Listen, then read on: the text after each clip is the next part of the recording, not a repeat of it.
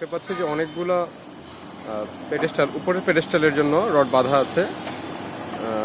Base আইসোলেটরের উপরের যে প্লেটটা তার সাথে ঢালাইটা হয়ে গেছে।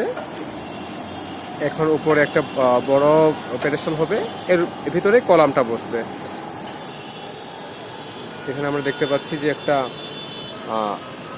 লিফট কোর্স, লিফট পিট এখানে। এটি কিন্তু আপাতত প্রপসের উপরে থাকলেও পরবর্তীতে যখন এইটা বিমের সাথে কানেক্টেড হয়ে যাবে, ওই দেখতে পাচ্ছি আমরা বিম, যখন বিমের সঙ্গে যখন কানেক্টেড হয়ে ঢালাই হয়ে যাবে তখন নিচের টপটা খুলে দেওয়া হবে।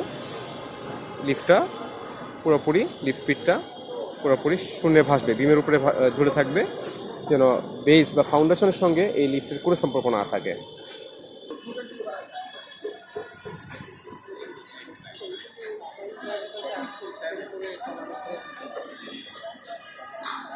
বিম